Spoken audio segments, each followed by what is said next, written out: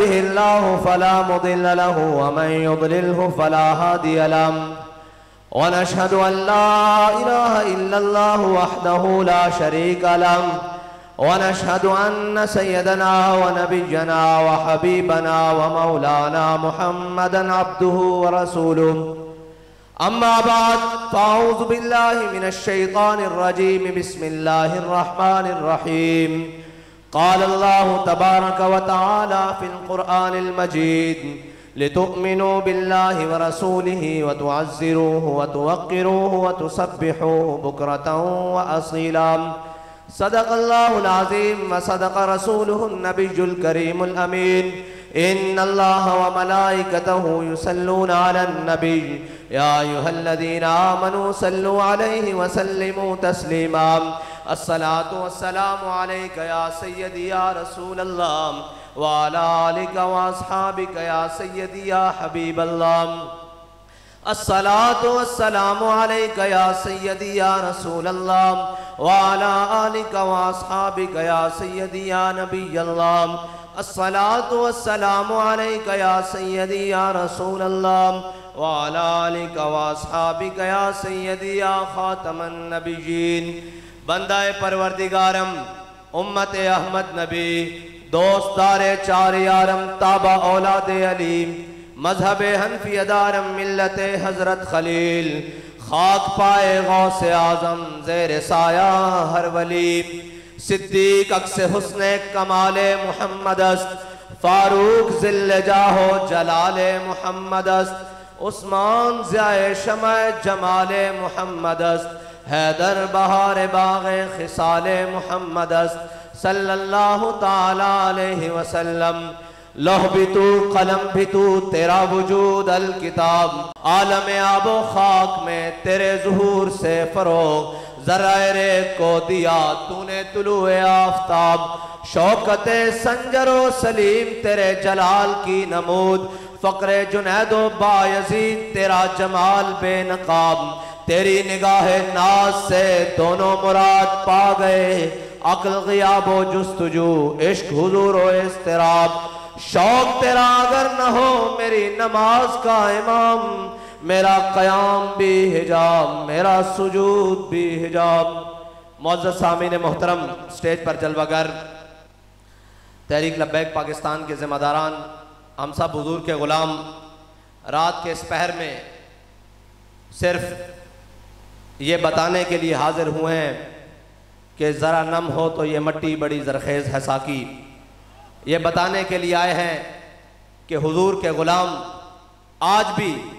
اپنے آقا و مولا صلی اللہ علیہ وسلم کے نام پر اپنا سب کچھ قربان کرنے کے لیے تیار ہیں وہ کہتے ہیں کہ ہم مانتے ہیں اس بات کو کہ نماز اچھی روزہ اچھا حج اچھا زکوٰۃ اچھی مگر میں باوجود اس کے مسلمان ہو نہیں سکتا نہ جب تک کٹ مروں خواجہ بطحا کی عزت پر خدا شاہد ہے کامل میرا ایمان ہو نہیں سکتا ایمان کی کامل صورت وہ میرے آقا و مولا صلی اللہ علیہ وسلم سے وفا ہے ورنہ اعلیٰ حضرت مجدد دین و ملت یہ قربانی کا موسم بھی ہے حج کا موسم بھی ہے ساری باتیں ہیں لیکن کیا صرف حج کرنا مسلمان کا اور کیا صرف قربانی کرنا اور بڑے بڑے بیل اور بکرے گرانا اور جناب اونٹ ذبح کرنے سے کیا اسلام مکمل ہو جاتا ہے ہم اعلیٰ حضرت مجدد دین و ملت سے پوچھتے ہیں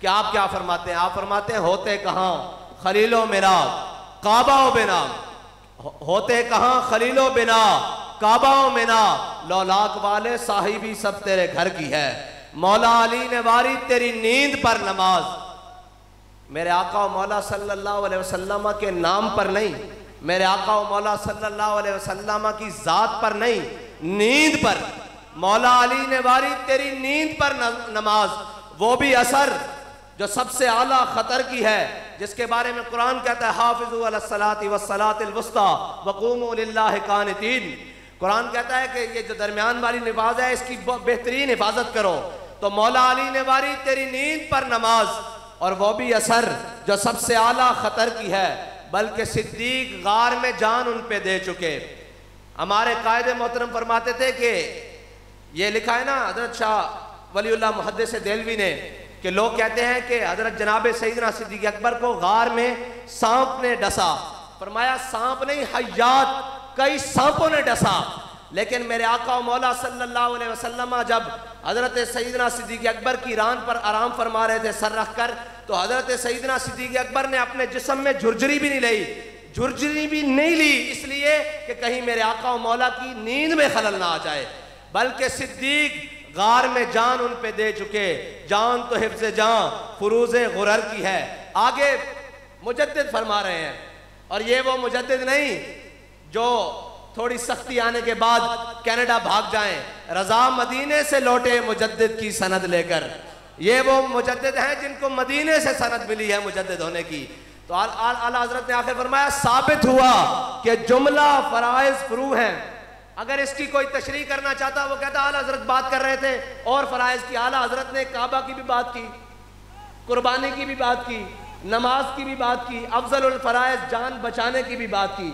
سارے فرض بتا کر کہا ثابت ہوا کہ جملہ فرائض فرو ہیں، اصل الاصول بندگی استاجور کی ہے. فرمایا ساری باتیں مانی جا سکتی ہیں، لیکن سب سے بڑا انسان کا اور مومن کا فرض اپنے آقا و مولا کی عزت پر پہرا دینا ہے. اور نماز اپنے وقت میں فرض ہے، حج اپنے وقت میں فرض ہے، قربانی اپنے وقت میں فرض ہے، ناموس رسالت پر پہرا ہر آن ہر سانس فرض ہے. اور یہ نہیں کہ پھر پہرا دے تو کچھ ملے نہ. ملتا ہے کیا؟ ایک بار مدینے میں جا کے دیکھ. میرے آقا و مولا غزوہ حنین کی طرف چلے تو میرے آقا و مولا صلی اللہ علیہ وسلم نے پہاڑوں کے درمیان اپنے لشکر کو پڑاؤ ڈالا. میرے آقا و مولا صلی اللہ علیہ وسلم نے فرمایا آج کون ہمارا پہرا دے گا؟ تو حضرت انس بن مرثد الغنمی کھڑے ہوئے، کہا یا رسول اللہ میں پہرا دوں گا. دو چیزیں ہیں، ایک ہے نماز میں صحابہ حضور کو دیکھیں اور ایک نماز میں حضور اپنے صحابی کو دیکھیں. دو چیزیں ہیں. حضرت سیدنا صدیق اکبر رضی اللہ تعالیٰ عنہ کی ابتدا میں میرے آقا و مولا صلی اللہ علیہ وسلم ایک قبیلے کا صلح کرانے کے لیے تشریف لے گئے. جب تشریف لے گئے تو نماز کا وقت ہو گیا. حضرت بلال نے اذان دی. سب نے متفقہ طور پر حضرت جناب سیدنا صدیق اکبر کو اپنا امام بنایا. سب نے امام بنایا. جناب سیدنا صدیق اکبر نماز مصلی پر کھڑے ہو گئے، امامت پر کھڑے ہو گئے. جب نماز شروع کی تو میرے آقا و مولا صلی اللہ علیہ وسلم نماز کے درمیان تشریف لے آئے. اب بات یہ ہے کہ امام آگے ہوتا ہے، مقتدی پیچھے ہوتے ہیں.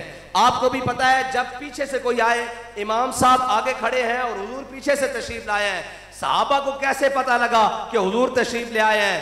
اعلیٰ حضرت فرماتے ہیں کوچا کوچا میں مہکتی ہے یہاں بوئے قمیص اور یوسفستان ہے ہر گوشہ کنانے عرب. جب تازہ خوشبو آئی نا تو صحابہ کو پتا لگ گیا حضور تشریف لے آئے ہیں.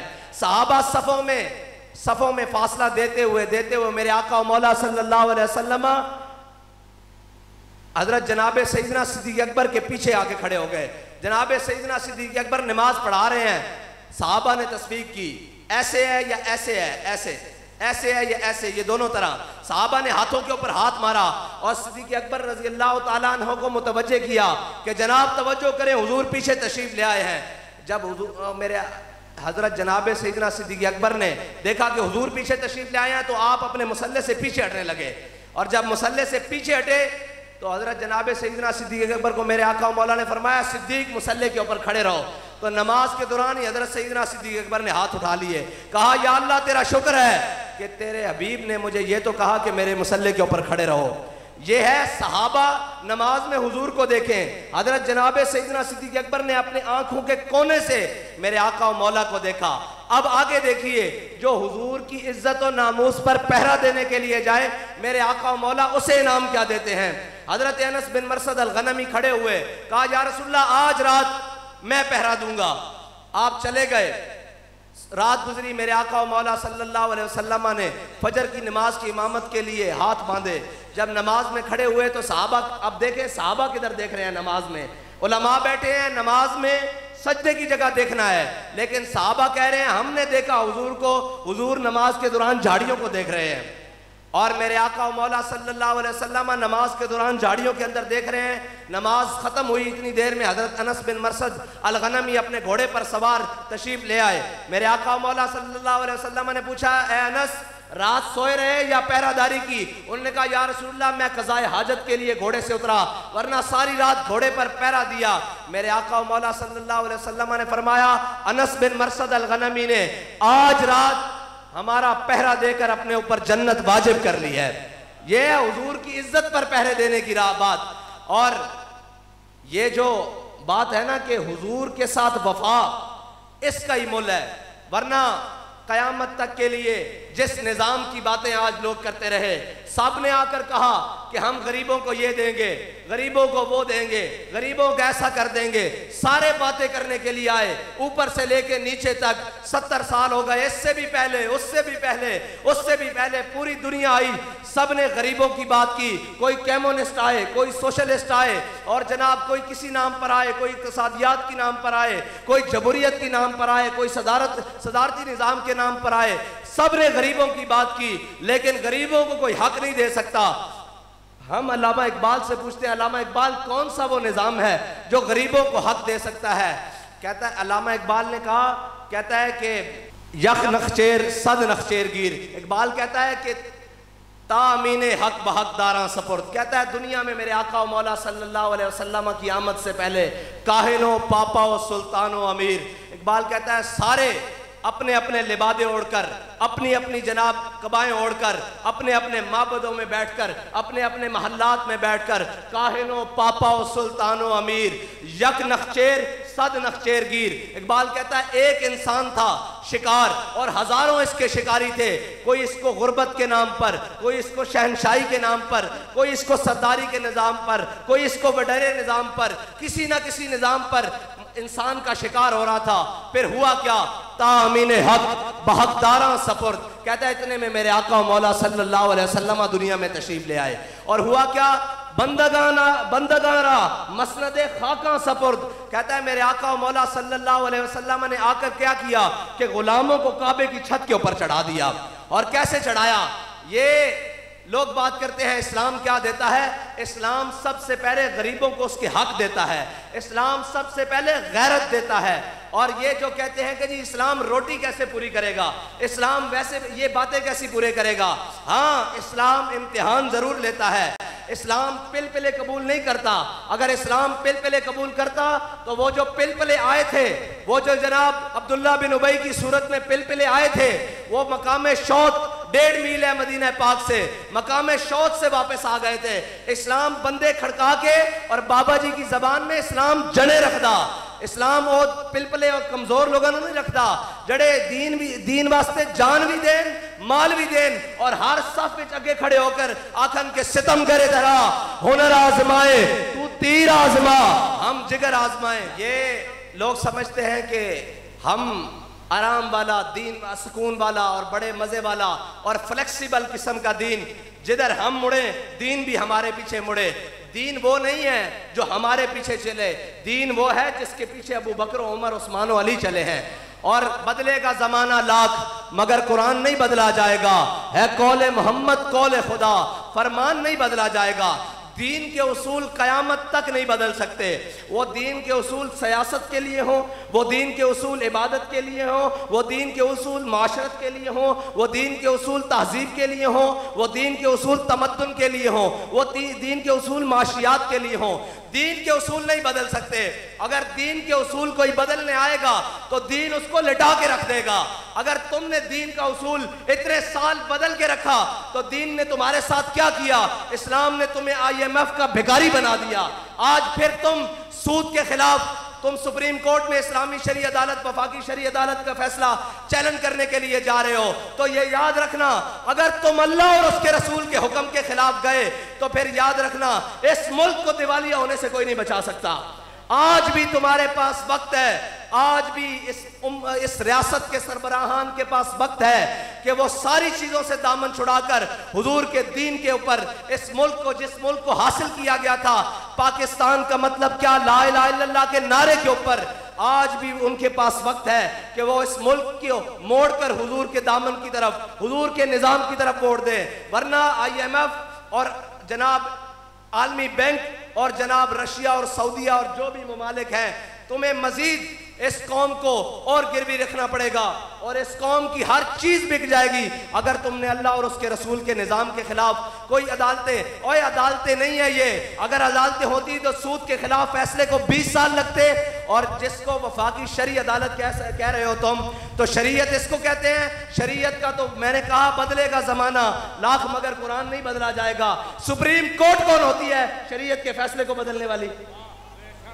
میں کائنات کا کوئی بھی ہو، شریعت کے مقابلے میں تو ابو بکر و عمر کے سر جھکے ہوئے ہیں، عثمان و علی کے سر جھکے ہوئے ہیں، پاکان امت کے سر جھکے ہوئے ہیں، تو سپریم کورٹ کون ہوتی ہے جو سود کو حلال کہے اور اس ملک کے لیے جائز کہے؟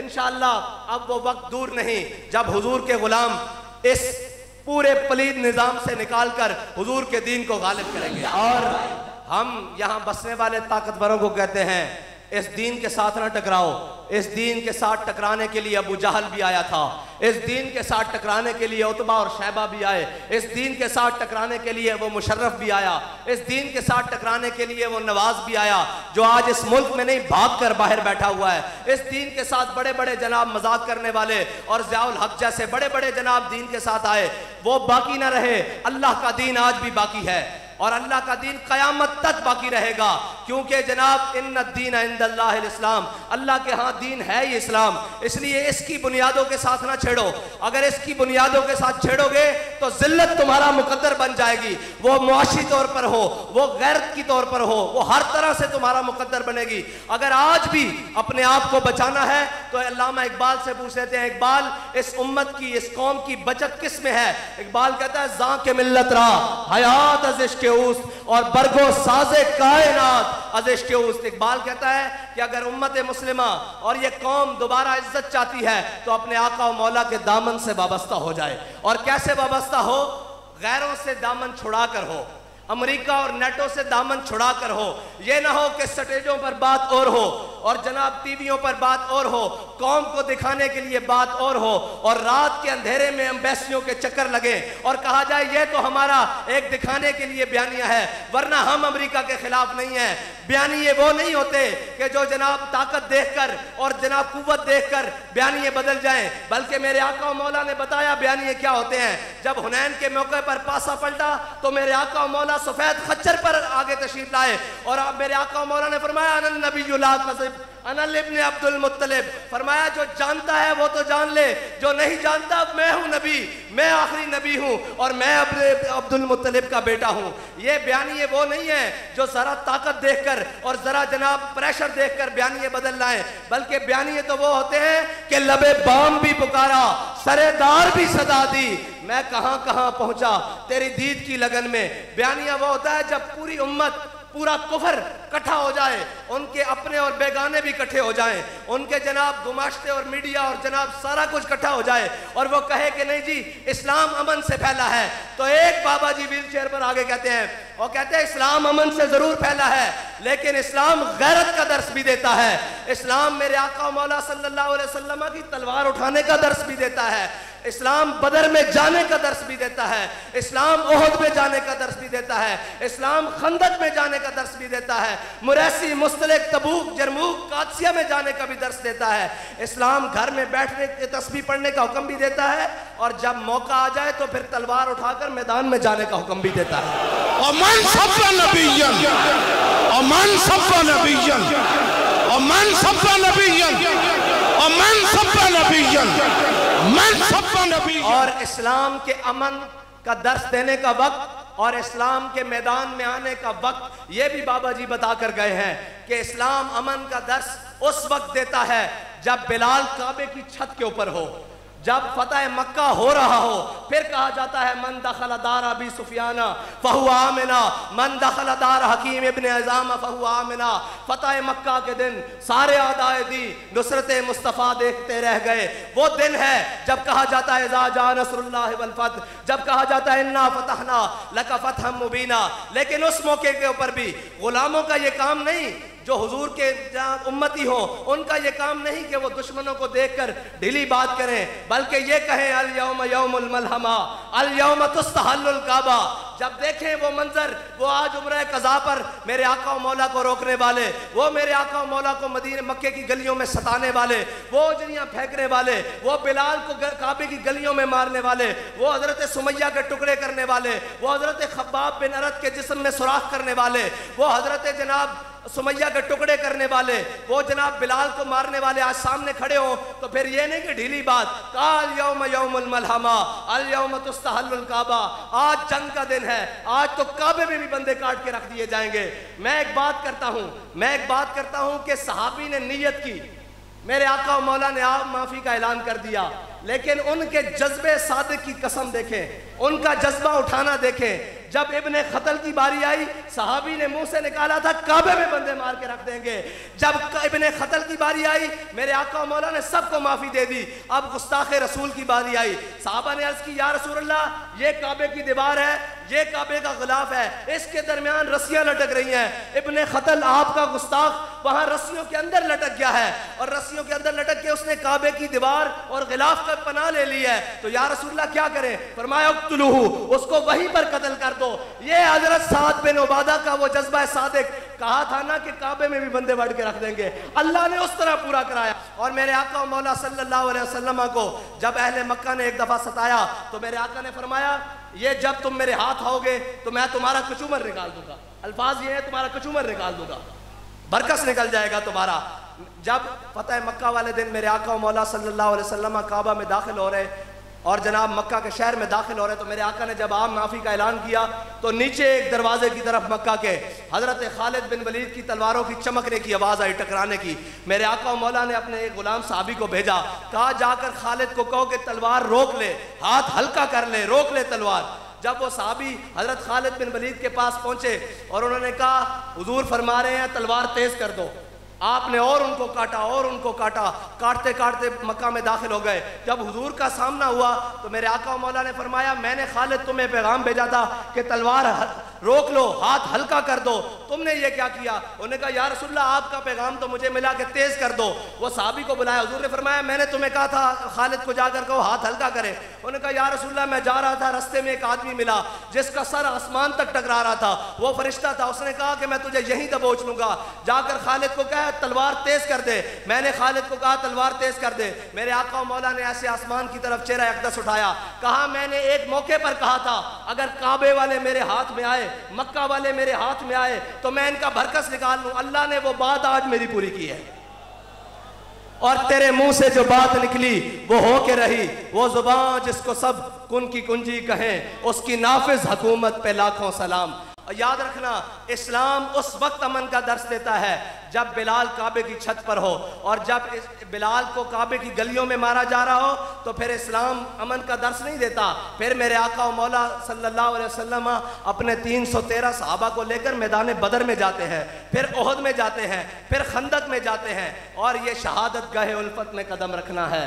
لوگ آسان سمجھتے ہیں مسلمان ہونا، یہ جو آپ اور میں نے اور جناب جو ہم نے اسلام کی تشریح کی ہوئی ہے نا، اگر اس کے مطابق چلیں تو اسلام تو مدینہ کی گلیوں سے باہر نہیں آ سکتا، اسلام تو مدینہ کی گلیوں سے باہر نہیں آ سکتا، اسلام تو بنو قریظہ کا فیصلہ کر نہیں سکتا جس اسلام کی تشریح میں اور تم کر رہے ہیں۔ اسلام وہ ہے جس نے کیسر و کسرا کو لتاڑ کر رکھ دیا۔ اور اقبال نے آخر میں کمال کہا، اقبال نے کیا غرض میں تجھ سے کیا کہوں کہ وہ صحرا نشین کیا تھے۔ اقبال کہتا ہے کیا کہوں، تیرا عقل ہی نہیں، تیری شعور ہی نہیں، تو کیبلیں دیکھ رات کو بیٹھ کر، تو نیٹ پر مصروف رہ، تو جناب فیس بک اور ٹویٹریں چلا اور جناب بے حیائی اور عریانی اور فحاشیاں دیکھ، تجھے کیا پتا ہو کیا غرض میں تجھ سے کیا کہوں کہ وہ صحرا نشین کیا تھے۔ آج اس لعنتوں نے ہمارے محرمات ابدیہ کے رشتے بھی پامال کر دیے، آج اس بے حیائی اور بدکاری نے اس پورے معاشرے کے اندر ایک بے حیائی اور بے پردگی کا ناسور رہا جس کے اندر نگاہ پاک نہیں۔ اقبال نے کہا نا خرد نے کہہ بھی دیا لا الہ تو کیا حاصل، روزانہ جاتے ہیں اذان ہوتی ہے سنتے ہیں دوپٹہ لے لیتے ہیں، اس کے بعد اقبال کہتا ہے نہیں خرد نے کہہ بھی دیا لا الہ تو کیا حاصل، دل و نگاہ مسلمان نہیں تو کچھ بھی نہیں۔ آج وہ مومن آج وہ مسلمان ملتا ہی نہیں جس کا دل مسلمان ہو اور نگاہ مسلمان ہو. صرف جناب وقتی اور ساری باتیں اس طرح اسلام نہیں آئے گا. اسلام کے اوپر عمل کرنا پڑے گا, اسلام کے طریقے کے اوپر چلنا پڑے گا. جب نماز کا وقت ہو نماز پڑھنی پڑے گی, جب حج کا وقت ہو حج کرنا پڑے گا, جب زکوٰۃ کا وقت ہو زکوٰۃ دینی پڑے گی, اور جب میرے آقا و مولا کی عزت اور حرمت کی بات ہو تو بچوں کے سمیت میدان میں آنا پڑے گا. ورنہ یار مجھے یہ بتاؤ کہ ہمارے اور آپ کے بچے کیا امام حسین کے بچوں سے زیادہ افضل ہیں؟ جب حسین دین پر مشکل وقت آئے تو اپنے 72 لے کے کربلا میں پہنچے, اور میں صاحبزادہ یا سجادہ کوئی ہو اور جناب خانزادہ ہو اور جناب پیرزادہ ہو اور منسٹر ہو جناب چیف ہو, وہ کہے جناب ہم بھی عاشق رسول ہیں. یہ عشق رسول زبانی کلامی قبول نہیں ہے. یہ عشق رسول اس طرح قبول ہے کہ جب دین کے اوپر مشکل وقت آئے تو 72 لے کے کربلا میں پہنچ جانا, اور پھر قیامت تک کے لیے بتا دینا کہ کوئی یہ نہ کہے کہ ہمارے پاس اسباب نہیں تھے ہم دین کے لیے کچھ نہیں کر سکے, ہمارے اوپر پابندیاں بہت تھیں تو ہم دین کے لیے کچھ نہیں کر سکے. آپ بتاؤ امام حسین سے زیادہ کسی کے اوپر پابندیاں لگی ہیں؟ پانی بھی بند کر دیا, خوراک بھی بند کر دی, ہزاروں کا لشکر سر چڑھایا, لیکن سرداد نداد دست در دست یزید, حقا کے بنا لا الہ است حسین. اور جب اسلام اپنے ان اصولوں کے اوپر ہم اس کے اوپر عمل کریں گے تو اسلام ہمیں عزت والا بنا دے گا. اور اگر ہم اسلام کو چھوڑ کر کسی اور دروازے پر جائیں گے, اور وہ کہتے ہیں نا کیا کہتا ہے, جب میں کہتا ہوں کہ یا اللہ میرا حال دیکھ, جب ہم کہتے ہیں یا اللہ ہم تیرا کلمہ پڑھنے والے, ہم جناب قربانیاں کرنے والے, روزے رکھنے والے, زکاتیں دینے والے, تو اللہ تعالیٰ سے ہم جب دعا کرتے ہیں یا اللہ, جب میں کہتا ہوں کہ یا اللہ میرا حال دیکھ, تو آواز آتی ہے بندے اپنا نامہ اعمال دیکھ. حضرت ابو ہریرہ کو میرے آقا و مولا صلی اللہ علیہ وسلم نے فرمایا تھا, کہا تھا اچھے وقتوں میں رب کو یاد رکھنا, مشکل وقتوں میں سامنے پاؤ گے. ہمارا کیا ہے, جب آسان وقت ہوتا ہے ہم رب کو بھول گئے, رسول کو بھول گئے, دین کو بھول گئے, اسلام کو بھول گئے, ہر چیز کو بھول گئے. ذرا مشکل وقت پڑی تو جناب سجدوں میں گر گئے, اور جناب پھر توبہ اللہ کی, اور ذرا مشکلات آ گئی تو سجدوں میں گر گئے. اس کا یہ مطلب ہے کہ ہم اللہ تعالیٰ کے ساتھ دھوکہ کرتے ہیں تو پھر اللہ تعالیٰ کی قدرت بھی مسکراتی ہوگی کہ کیسا میرا بندہ ہے, جب مشکلات پڑتی ہیں تو میرے سامنے جھک جاتا ہے, اور ذرا میں دولت دے دوں, ذرا میں شہرت دے دوں, ذرا میں معاملات دے دوں تو اکڑ کے چلتا ہے, مجھے بھول جاتا ہے. یہ سبب اس کا کچھ اور ہے جس کو تو خود سمجھتا ہے. زوال بندہ مومن کا بے زری سے نہیں. آج پوری امت کے اندر جتنی مشکلات ہیں وہ کافر ہو کر آسانی والی زندگی گزاریں, ہم مومن ہو کر مشکلات میں کیوں ہوں؟ اس کی وجہ یہ ہے کہ میرے ہاتھ میں تھا جب تک میرے مصطفیٰ کا دامن, جب تک ہم نے اپنے آقا و مولا صلی اللہ علیہ وسلم کی سنت کو, اپنے آقا و مولا صلی اللہ علیہ وسلم کے دامن کرم کو اپنے ہاتھوں میں مضبوطی سے پکڑا ہوا تھا. ہم دائیں بائیں نہیں دیکھتے تھے, ہم جناب آگے پیچھے نہیں دیکھتے تھے کون ناراض ہو رہا ہے کون راضی ہو رہا ہے. جب تک میرے ہاتھ میں تھا, جب تک میرے مصطفیٰ کا دامن, میرے پاؤں چومتی تھی یہی گردش زمانہ, یہی گردش زمانہ تھی, یہی مٹی تھی, یہی زمین اور آسمان تھے, یہی سورج اور چاند تھے, یہی تارے تھے, یہی شام و سحر تھے جس پر ہمارے بڑوں نے ہزاروں سال حکومت کی. آج ہم نے جن کو بڑا بنایا ہوا ہے وہ کبھی کشکول لے کر امریکہ کے پاس, کبھی کشکول لے کر برطانیہ کے پاس, کبھی کشکول لے کر روس اور چائنا کے پاس, کبھی کشکول لے کر IMF اور عالمی بینک کے پاس. آج پوری قوم کی عزت گروی رکھوا دی, آج پوری قوم کو بکوا کے رکھ دیا, بیکاری بنا کے رکھ دیا. کیا ہم بیکاری تھے؟ اقبال کہتا ہے میں غرض تجھ سے کیا کہوں کہ وہ صحرا نشین کیا تھے, جہاں گیرو جہاں دارو جہاں بانو جہاں آرا. آگے اس نے بات ہی ختم کر دی, کہتا ہے اگر چاہوں تو نقشہ کھینچ کے الفاظ میں رکھ دوں, کہتا ہے اگر میں چاہوں تو میں تجھے الفاظ میں بتا دوں کہ وہ کون تھے جن کے پاس عمارتیں بھی تھیں, جن کے پاس حکومتیں بھی تھیں, لیکن کیا تھا؟ حضرت سعید بن عامر الجمحی بڑے برکت والے ہیں. آپ کی بات اسلام کے نظام کے لیے قیامت تک کے لیے منارہ نور ہے. حضرت سعید بن عامر الجمحی, آج ہمارا ایک کوئی وزیر, ایک کوئی MNA, کوئی MPA وہ برتن میں نہیں آتا, وہ اپنی اوقات بھول جاتا ہے. ذرا عزت مل جائے وہ جناب عیاشیاں بدماشیاں اور جناب سارا کچھ. حضرت سعید بن عامر الجمحی آپ ہمس کے گورنر ہیں, اور آپ کی شکایت آ گئی حضرت فاروق اعظم کے پاس, تین چار شکایتیں آ گئی. حضرت فاروق اعظم کے پاس جب آپ کی شکایتیں آئیں تو آپ نے خط لکھا کہ آپ ذاتی حیثیت میں میرے پاس پیش ہوں. ایک دن حضرت جناب فاروق اعظم مسجد نبوی کے اندر بیٹھے ہوئے ہیں تو ایک شخص اس نے اپنا سامان باندھا ہوا اور ایک لکڑی کے ڈنڈے کے ساتھ لٹکایا ہوا ایسے اور مسجد کے اندر داخل ہو رہا. حضرت عمر نے ایسے دیکھ کر کہا کہ اگر میری آنکھیں دھوکہ نہیں کھا رہی تو یہ حمص کا گورنر سعید بن عامر الجمحی نہیں.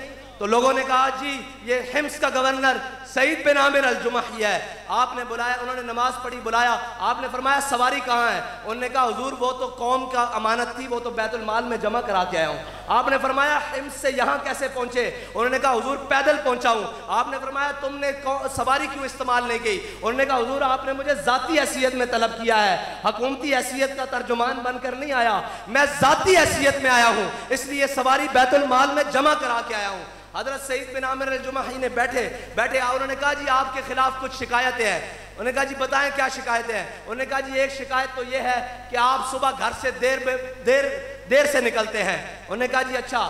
انہوں نے کہا حضرت سعید بن عامر الجمحی کو کہا کہ آپ اس کی صفائی میں کچھ کہنا چاہتے ہیں؟ انہوں نے کہا جی بالکل کہنا چاہتا ہوں. صبح دیر سے گھر سے اس لیے نکلتا ہوں کہ میری گھر والی بیمار ہے اور گھر کا سارا کام خود کرتا ہوں, میرے پاس کوئی سرکاری نوکر چاکر اور غلام نہیں ہے, اس لیے سارے کام نپٹا کر گھر سے نکلتا ہوں. حضرت عمر نے فرمایا دوسری شکایت یہ ہے کہ آپ ہفتے میں ایک دن گھر سے باہر نہیں نکلتے. انہوں نے کہا جی اس کا جواب یہ ہے کہ میرے پاس ایک سوٹ ہے جسے میں پورا ہفتہ پہنتا ہوں, لیکن ایک دن میں اس کو دھوتا ہوں اور اس کو سوکھنے تک میں انتظار کرتا ہوں, جب وہ سوکھتا ہے تو شام ہو جاتی ہے, لہذا اس لیے میں گھر سے باہر نہیں نکلتا. انہوں نے کہا جی آپ کو مرگی کے دورے پڑتے ہیں؟ حضرت عمر نے کہا آپ کی شکایت آئی. انہوں نے کہا جی مرگی کے دورے نہیں پڑتے, مقام تنعیم پر حضرت خبیب بن عدی کو جب لٹکا کر سزا دی گئی وہ منظر میں نے اپنی آنکھوں سے دیکھا ہوا ہے. جب وہ میں حالت کفر والا منظر, حالت جہالت والا منظر یاد کرتا ہوں تو میرے اوپر یہ غشی کے دورے پڑ جاتے ہیں. حضرت عمر نے مسکرانے لگے اور جا کر کہا کہ جا کر امارت سنبھالیں. تو حضرت سعید بن عامر الجمحی نے کہا نہیں, اب میں گورنر نہیں بنوں گا, اس لیے کہ قوم کی شکایت میرے خلاف آ چکی ہے, میں گورنر نہیں قبول کروں گا. تو حضرت عمر رونے لگے. آپ نے فرمایا اگر پسنے کے لیے اکیلا عمر ہی رہ گیا ہے, جاؤ جا کر گورنری سنبھالو. حضرت سعید بن عامر الجمحی حضرت سیدنا فاروق اعظم کے دور میں وصال کر گئے. آپ وصال کر گئے. ایک دن حضرت فاروق اعظم تمام صحابہ کے ساتھ, مشیران کے ساتھ مسجد نبوی میں جمع تھے. تو حضرت فاروق اعظم نے سب سے کہا کہ چلو بھائی سب اپنی اپنی تمناؤں کا اظہار کرو, اب اللہ سے دعا کرو, کیا کرو تو کیا کرو, آپ کی تمنا کیا ہے؟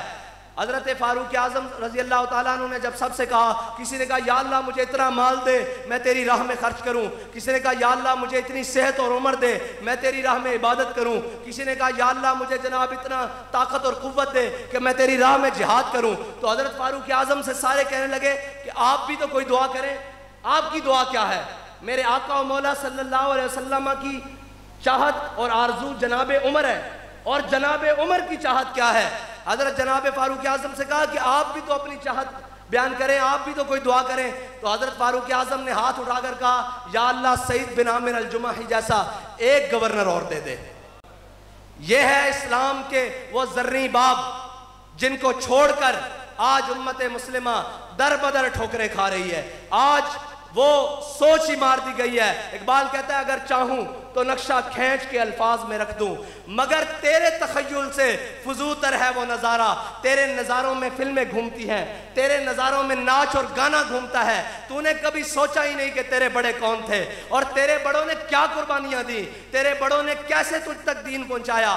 آج تجھے اے سی والا کمرہ مل گیا ہے, آج تجھے سکون والی زندگی مل گئی ہے. تو رب کو بھی بلا بیٹھا, رسول کو بھی بلا بیٹھا, نماز سے کتراتا, فجر نہیں پڑھی تو زور گئی, زور پڑھ لی تو اثر گئی, اثر پڑھی تو مغرب گئی. اس طرح بات نہیں بنے گی. اقبال کہتا ہے کبھی اے نوجوان مسلم تدبر بھی کیا تو نے, وہ کیا گردوں تھا جس کا ہے ایک ٹوٹا ہوا تارا. وہ کیا وقت تھا جب خالد بن ولید کے ہاتھوں میں 8 تلواریں ٹوٹ رہی تھی بوتا کے مقام پر, اور آج وہ کیا وقت آ گیا کہ اس قوم, جس قوم کے اندر اقبال کہتا ہے نو امید نہ ہو ان سے اے رہبر فرزانہ, کم کوش تو ہیں لیکن بے ذوق نہیں راہی. لیکن آج इसके सरबराहान ने और इस कौम के बड़ों ने इनको बेज़ौक करके रख दिया। इनको बताया ही नहीं कि तुम्हारी मंजिल क्या है, जाना किधर है। कमाने वाला भी परेशान, नुकसान उठाने वाला भी परेशान, दुकान पे जाने वाला भी परेशान, फैक्ट्री में जाने वाला भी परेशान, कारखाना खोलने वाला भी परेशान, घर में बैठा भी परेशान,